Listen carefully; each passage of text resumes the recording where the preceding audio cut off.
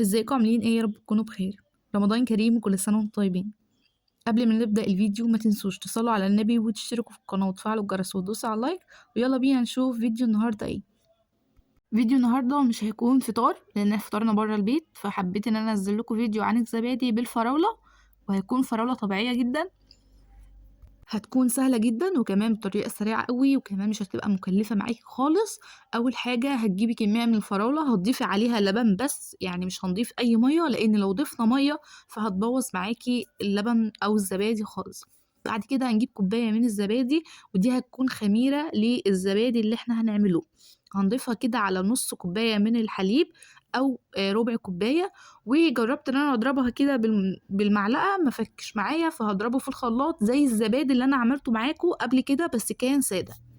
كمية الحليب اللي انا ضفتها على الفراولة في الاول خالص كانت معلقتين من الاربع كوبايات دول، يعني انا عبرت 4 كوبايات بس. هضيف منهم نص كوباية اللي أنا ضفتها على الزبادي اللي هي الخميرة، ومعلقتين على الفراولة من الحليب ده. بعد كده خلطته كويس جدا، وهنزل على ال4 كوبايات حليب. هما دلوقتي بقى ما بقوش 4 كوبايات، لأن أنا خدت منهم للفراولة وللزبادي اللي هي الخميرة.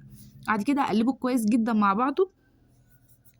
بأكد إن الحليب ده يكون دافي كويس قوي، علشان ده بيفرق جدا في الزبادي. بعد كده هقلبه كويس جدا، وهضيفه بقى في الكوبايات للمكنة بتاعت الزبادي.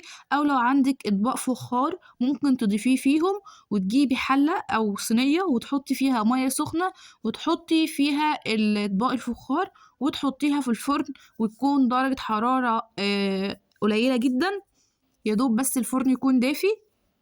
يعني ممكن تشغلي الشعلة اللي تحت وتسيبي الشعلة اللي فوق مطفية، وتكون على نار هادية خالص. هظبط بقى الساعة من أول ما أنا شغلتها، هتبقى من أول الساعة 1 لأن أنا كنت حطاها 1 بالظبط. هسيبه بقى لمدة 8 ساعات وهرجع ألاقيه بالشكل ده.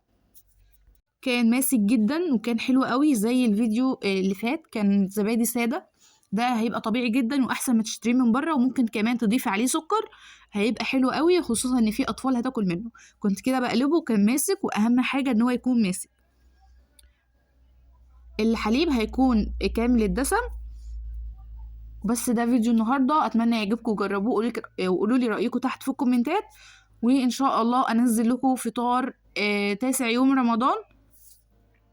وكل سنه وانتم طيبين ورمضان كريم. ما تنسوش بقى اللايك والشير والاشتراك في القناه وتفعلوا الجرس عشان يوصلك كل الفيديوهات اللي انا بنزلها جديد، وتدوسوا تحت على اللايك. واشوفكم في فيديو جديد في رعايه الله.